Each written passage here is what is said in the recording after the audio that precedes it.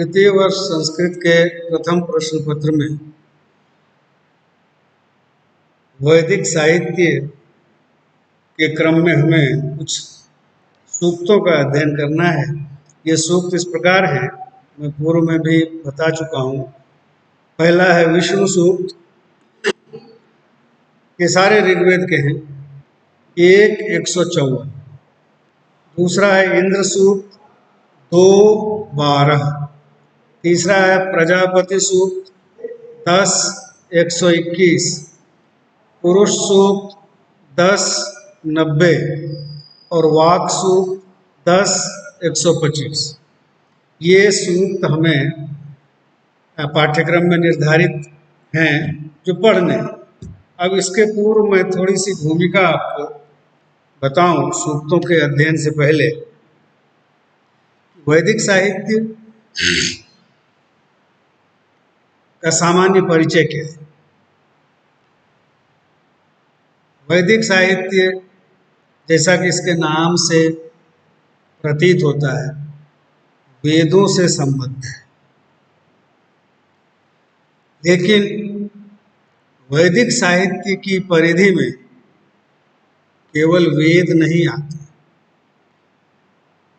जिन्हें हम वेद कहते हैं वो वस्तुतः वैदिक संहिताएं हैं। ये तो एक अंश है उसका, वैदिक साहित्य का संहिता भाग, संहिताएं, जिसमें सूक्तों का संकलन है और उन्हीं का अध्ययन करना है। इसके अलावा वैदिक साहित्य में ब्राह्मण आते हैं, ब्राह्मण ग्रंथ, आरण्यक आते हैं, उपनिषद आते हैं, आती हैं सारी, और वेदांग आते हैं। ब्राह्मण साहित्य जैसे 4 वेद हैं, चारों वेदों के अपने अपने ब्राह्मण ग्रंथ हैं। ये संस्कृत साहित्य का इतिहास जब आप पढ़ेंगे तो उसमें स्पष्टतः आपको लिखा हुआ मिलेगा कि किस वेद से संबद्ध कौन सा ब्राह्मण ग्रंथ है। इसी प्रकार आरण्यक साहित्य है। अरण्यों में रचना हुई इसलिए इनको आरण्यक कहते हैं। उपनिषद साहित्य है, बड़ा ही प्रसिद्ध गंभीर दार्शनिक चिंतन वाला उपनिषद साहित्य भी। और फिर अंत में वेदांग साहित्य। वेदांग वेद के अंग, अंग का अर्थ यहाँ अवयव नहीं है। अंग ऐसे अवयव को कहते हैं, अंग्रेजी में लिम्ब या पार्ट जिसको कहते हैं। ये अंग है सहायक। वैदिक ग्रंथों को, वैदिक संहिताओं को और वैदिक मंत्रों के अर्थ को समझने के लिए जिन सहायक ग्रंथों की आवश्यकता पड़ती है उन्हें हम वेदांग साहित्य के नाम से जानते हैं। इसमें शिक्षा, कल्प, व्याकरण, छंद, निरुक्त और ज्योतिष, ये 6 अंग हैं। इन 6 अंगों की रचना वेद के जटिल मंत्रों को समझने और समझाने के लिए की। इनकी मदद से हम, इनकी सहायता से हम वैदिक मंत्रों और वैदिक सूक्तों के अर्थ समझ पाते हैं। तो ये है संक्षेप में वैदिक साहित्य की परिधि। अब इसमें हमें केवल ऋग्वेद के सूक्त पढ़ने, 4 वेद हैं आप जानते हैं। वेद जब भी कहें तो वैदिक संहिताएं समझी जानी चाहिए। संहिताएं, वेद के मंत्रों को ऋचाएं कहते हैं। वेद के मंत्रों को ऋचाएं कहते हैं। और अनेक ऋचाओं से मिलकर एक सूक्त बनता है। उसमें 2 मंत्र भी हो सकते हैं, 10 मंत्र भी हो सकते हैं, 12 मंत्र भी हो सकते हैं। अनेक ऋचाओं से मिलकर एक सूक्त बनता है और बहुत सारे सूक्तों को मिलाकर एक मंडल बनता है। ऋग्वेद में 10 मंडल है, 10 मंडल है। तो 154 जैसे कहा, इसका मतलब हुआ ऋग्वेद के प्रथम मंडल का 154वां सूक्त। 154।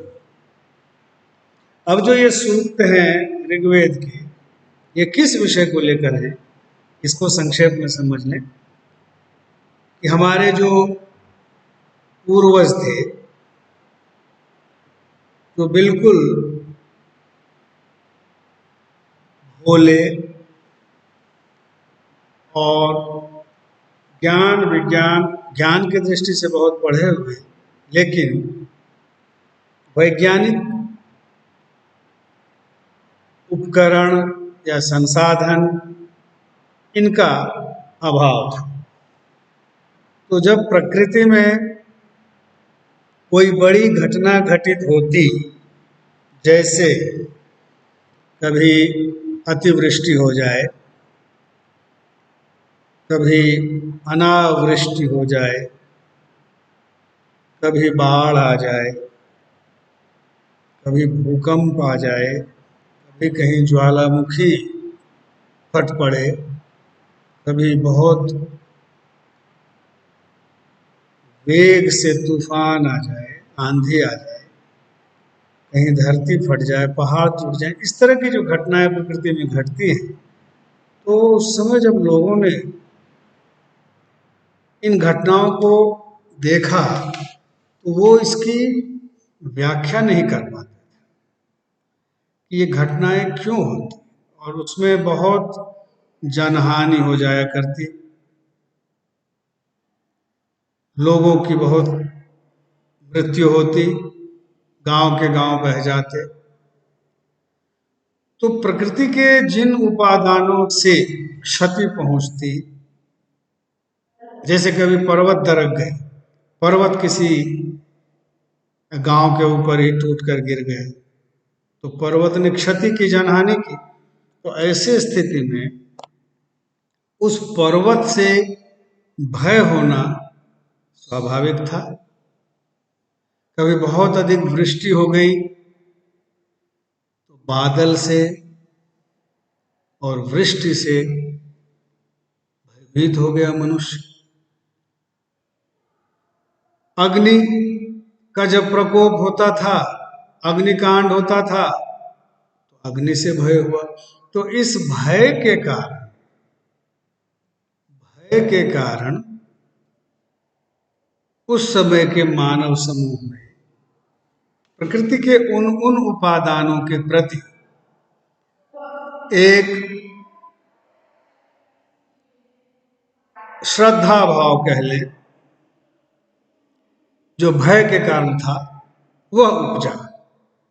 जैसे पर्वतों से हुआ, बादल से हुआ, और प्रकृति के उन उपादानों की फिर मनुष्य पूजा करने लगे। और आप ऋग्वेद में देखेंगे कि जीव जंतु प्रकृति के बहुत सारे उपादान, सब में देवत्व की कल्पना मनुष्य ने की और उनकी स्तुति की। ऋग्वेद वस्तुतः क्या है? स्तुतियों का संकलन है, ऋचाओं का संकलन है। ऋचाएं स्तुतियां हैं, हमें जैसे पढ़नी है विष्णु की, इंद्र की, प्रजापति की, तो उनकी स्तुतियां हम पढ़ेंगे। उनकी स्तुतियों का संकलन है ऋग्वेद। और एक और विशेषता है, जब हम किसी एक देवता के विषय में पढ़ रहे होते हैं ऋग्वेद में, तो उस समय तात्कालिक रूप से वही देवता सर्व प्रमुख, सर्व प्रधान स्वीकार किया जाता है, जिसकी उपासना की जा रही होती है, उसी को सबसे बड़ा बताया जा रहा होता है उस समय। ये पद्धति है ऋग्वेद में स्तुतियों की। जैसे हम विष्णु की स्तुति पढ़ेंगे तो उस समय विष्णु से बड़ा कोई देवता नहीं। इस प्रकार की प्रवृत्ति हमें वेदों में दिखाई पड़ती है सूक्तों में।